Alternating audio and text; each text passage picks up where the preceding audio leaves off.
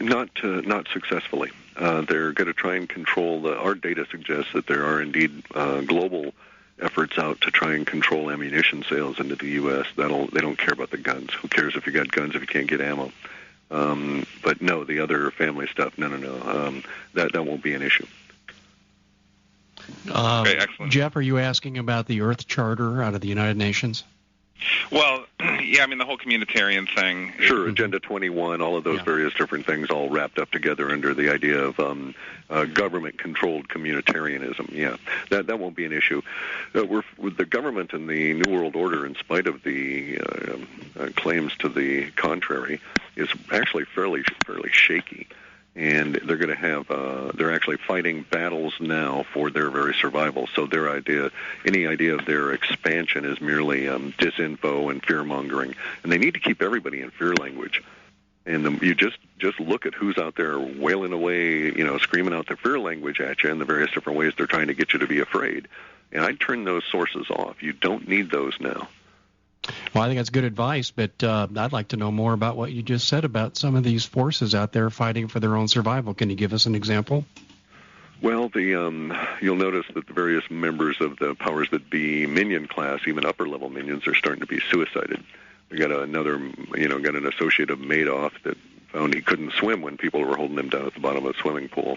Couldn't breathe either. He died or reported over this weekend. We've had a number of very high-level bankers, including like Rockefeller's bankers, being suicided.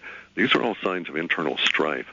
There's all different kinds of clues, if you know where to look, that suggest that the larger organizations that support the small cadre that is actually what we would think of as the Illuminati, the larger minion classes, are under such stress that they're not as effective as the Illuminati or whoever you want to, the Council of 300 or the 13 families, however you want to think of them, would have them be.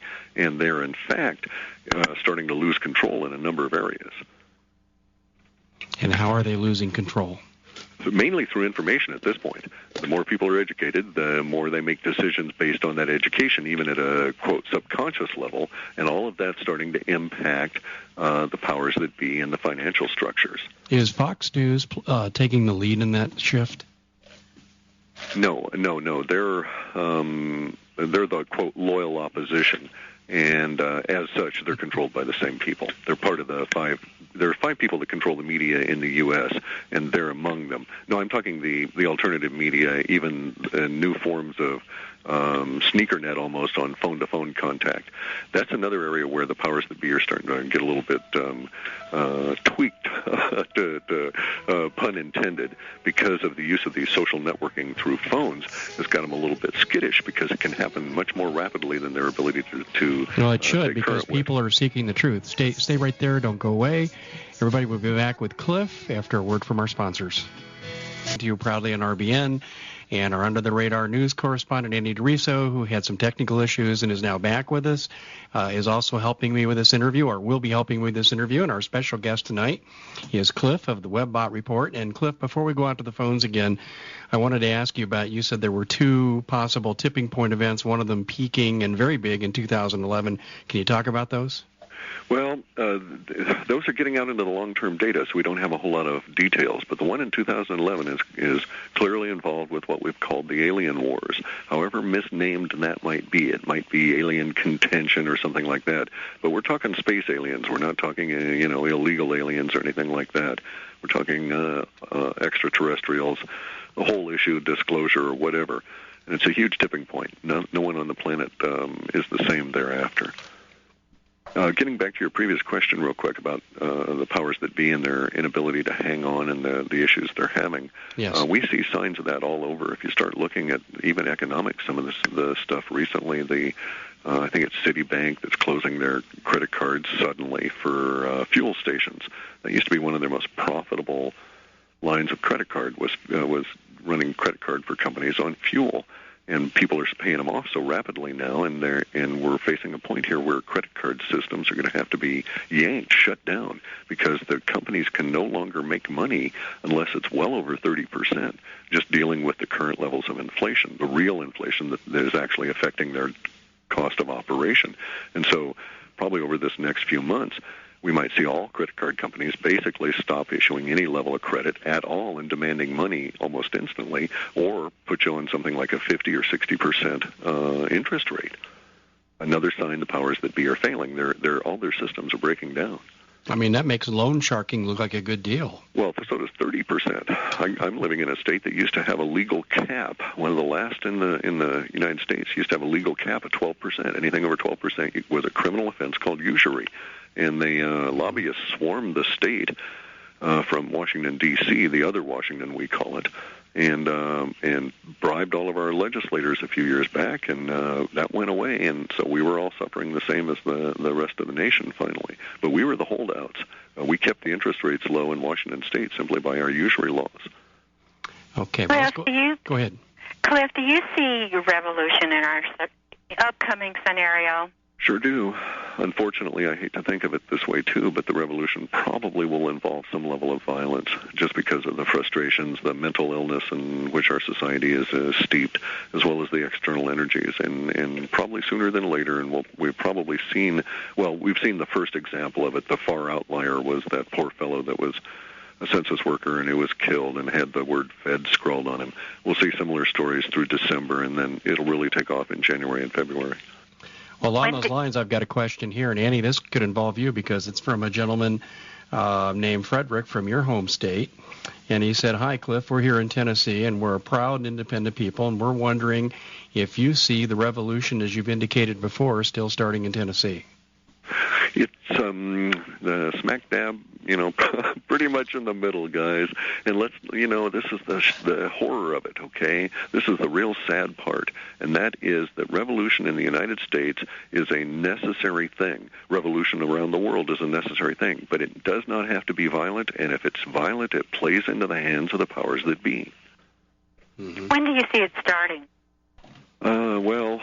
With some intensity, our data suggests near the end of January and into February, we have a huge bulge of chaos-related terms for then, and within that, supporting most of those chaos terms seem to support the revolution meme. But now, bear in mind, revolution doesn't necessarily mean people shooting at each other. It could be a general strike. It could be people calling for a tax strike, any number of things. And oh, by the way, our government, as it stands right now, needs to raise taxes on the order of about fourfold on everyone just to stay marginally solvent relative to current level of debt.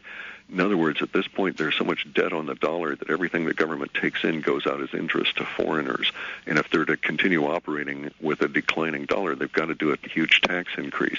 So something like that might be the trigger in January or February, an announcement that, we're going to have to raise taxes in a pretty horrific way. But we see it in January. Unfortunately, I think it'll involve shooting. Annie? And you see a tax revolt coming. Certainly. Yeah, no question. Yeah. And by July, we'll get a real good, July of 2010, we'll get a real good indicator of the directions that particular component that we're facing in our social chaos, how it's going to go. By July, things will have solidified, so to speak. And then the die will be set. Let's go out to the lines. We've had some people on hold far too long. Hi, Richard. Thanks for your patience. You're calling in from Arkansas on line 3. What's on your mind? Well, what's on my mind right now? Hi, Dave. Hi, Cliff. Anita. Good evening. First-time caller, long-time listener. What is on my mind right now, Cliff, with the powers that be and the repression that is coming in January, February, and the suppression of the people that is about to come on, how do you see that playing out, and do you see with the revolution that's going to begin July 7th, will that be because of the refuseniks, and will it be because of partly the tax revolt? That's my main question. Actually, you're quite correct in bringing up the oppression. And we put it down as oppression, suppression, and repression because they're ever so slightly different. And it's a big basket of things that'll be laid against us. And that really is the impetus. Right now, everybody might be really irritated and somewhat pissed. but it takes a little bit more than just irritation and a general sense of discomfort to move you off your couch into a revolutionary stance. If you're a regular old human here in the U.S. and you get up and you drive your car to work and all this, you're a dependent creature in many ways, dependent upon your employer and the infrastructure and so on. And really, there's a lot to suggest that you don't want to get up and cause problems, especially with the media constantly bombarding you with that message. So little irritants, even irritants like increase in taxes, wouldn't affect most people, or it wouldn't affect the majority of people. It might affect the 15 or 20% that right now is just, sitting around itching for something to do because they're at that level of emotional tension. But we're going to have a series of events through end of January through March or so that will set the tone for what will happen in the early summer in July. And actually, the revolution process, by the way, is not an event. It's not a point in time.